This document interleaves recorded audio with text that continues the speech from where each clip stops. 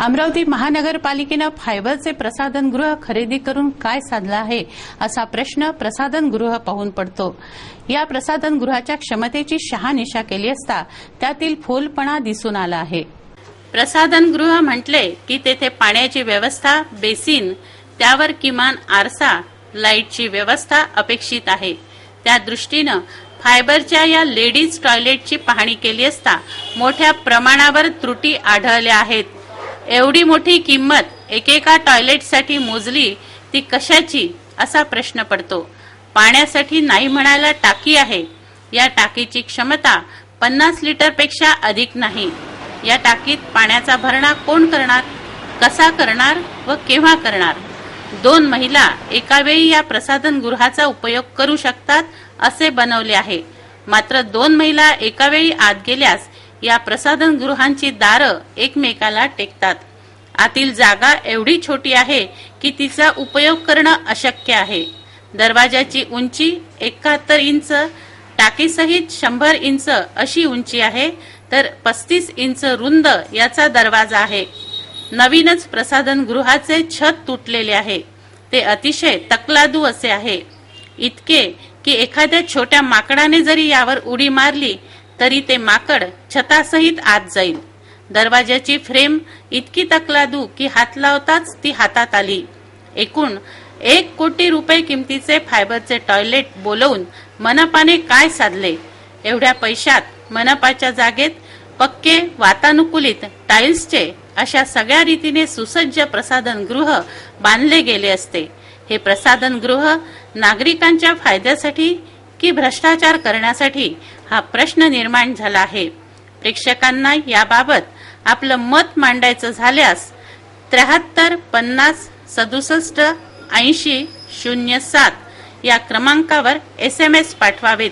त्यांचे म्हणणे city news मनपा प्रशासनापर्यंत नक्की पोहोचवेल। अमरावती महानगर पालिका अपने शेख चल्ली कारनामों के कारण सारे जग भर में प्रसिद्ध हो रही। आप कहेंगे जग भर में कैसे? तो दोस्तों, ये जमाना इंटरनेट का है। कहीं भी कोई भी गलती होती है, अच्छा काम होता है तो झट से लोग उसे इंटरनेट पे चढ़ा देते हैं और सारा जग उसे देखता है। तो आइए आज आपको महानगर पालिका अमरावती शेख चिल्ली कारनामों के बारे में बताते हैं। मेरे ठीक पीछे आप देखेंगे महिलाओं के लिए प्रसाधन गृह। महानगर पालिका ने करीब 35 नंग 1 करोड़ रुपए में महिलाओं के टॉयलेट खरीदे।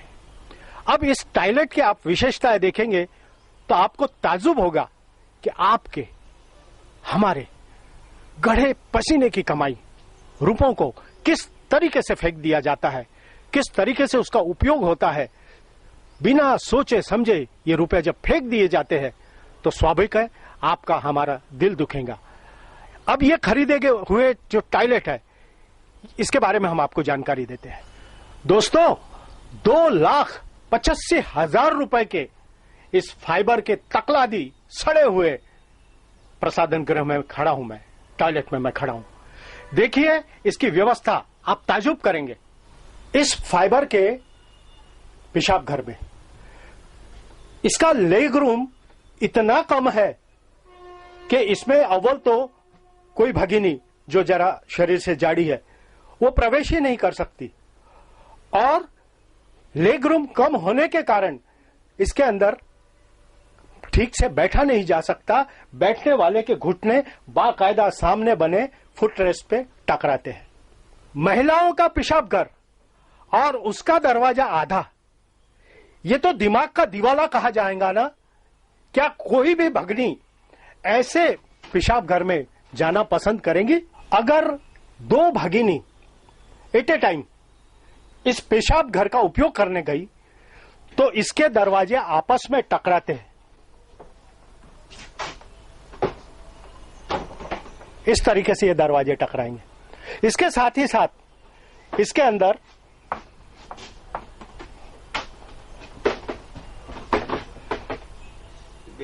ना तो इसमें हाथ धोने के लिए बेसिन है, ना आईना है, ना लाइट है। अगर अंधेरे के समय कोई भगिनी इसका उपयोग करना चाहे तो क्या वे विश्वास पूर्वक इसमें जा सकती है? यकीनन नहीं जा सकती। मेरे ठीक पैर के पास आप देख सकेंगे अतिशय तकलादी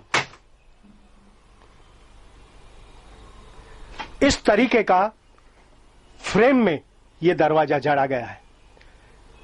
सिर्फ हाथ लगाने से जो दरवाजा टूट जाता है, फ्रेम टूट जाती है, तो क्या यह बरसों बरस काम देगा? यकीनन नहीं देगा। लेकिन पैसा तो जनता का है। किस तरीके से, किस बेदर्दी से उड़ाया गया है देखिए आप। करीब 2,85,714 रुपए का ये तकलादी, ये बिना काम का फाइबर का मूत्री घर कहां तक काम देगा? दोस्तों, ठेके के लिए प्रसिद्ध हमारी मनपा 2,85,000 रुपए में सीमेंट कंक्रीट का टाइल्स लगा हुआ शानदार टॉयलेट, बाकायदा मूत्री घर और संडास ये बन सकता है। ये हर कोई जानता है। लेकिन मनपा ने वो न करते हुए ऐसे कचरे के फाइबर के मूत्री घर बसा लिए।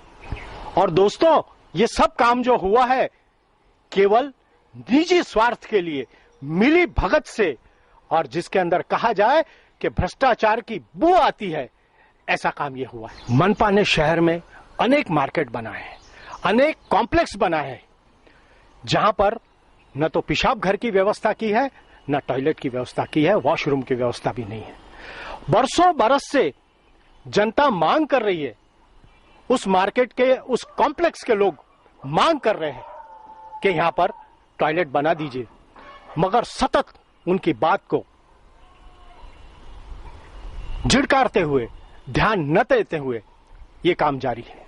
आप ताजुब करेंगे, महानगर पालिका में स्वयं महिलाओं के लिए पेशाब घर की व्यवस्था नहीं है, केवल एक पेशाब घर है।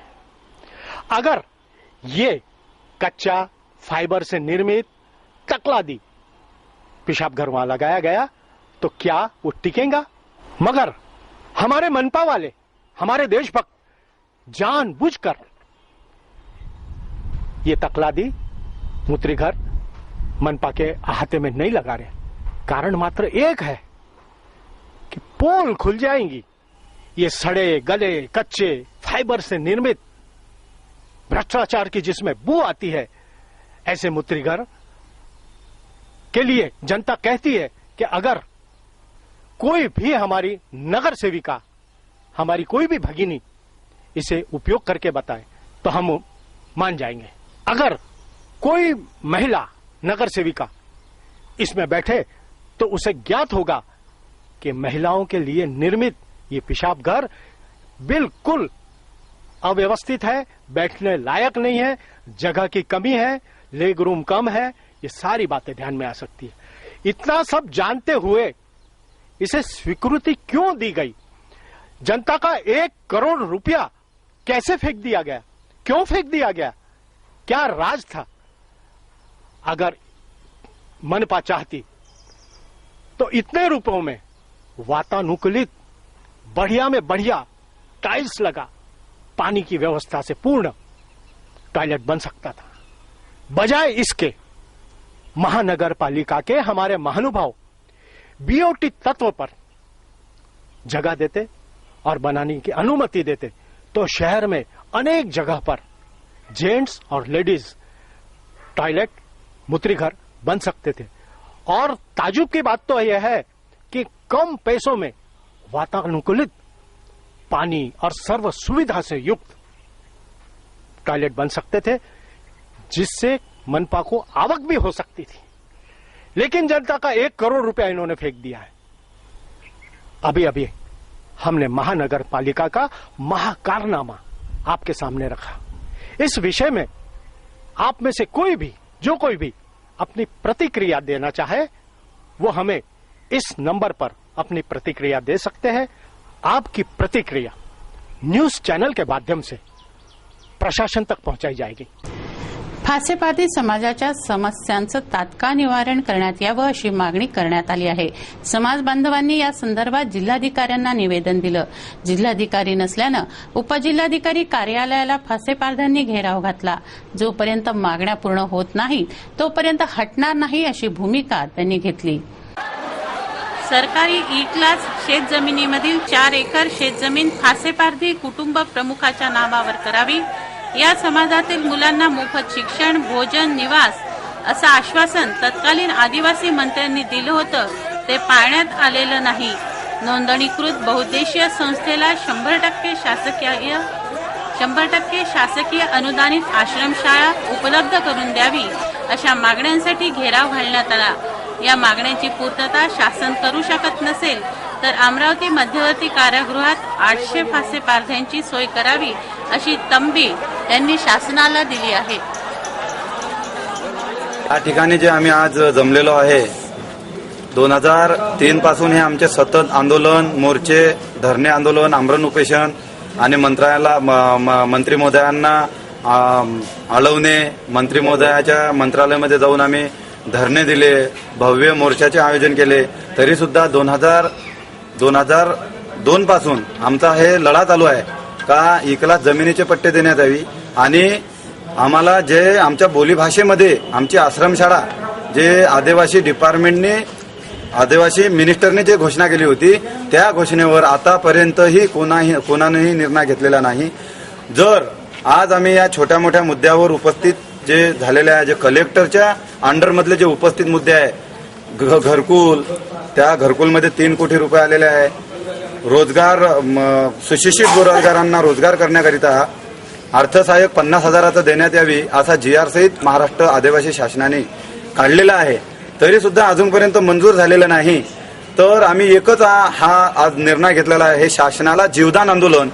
जर आमचं या 2 तासामध्ये आमचा या मागणीला जर पूर्ण निर्णय दिला नाही तर आम्ही आज या ठिकाणी या कलेक्टरच्या ऑफिसमध्ये आम्ही कोणत्याही पद्धतीनं जीवदान आंदोलन देऊ. ठोस आम्हाला इथे आश्वासन देऊ शकत नाही तोपर्यंत आम्ही हटू नये. हेच आमचा आंदोलनाचा एक भाग आहे.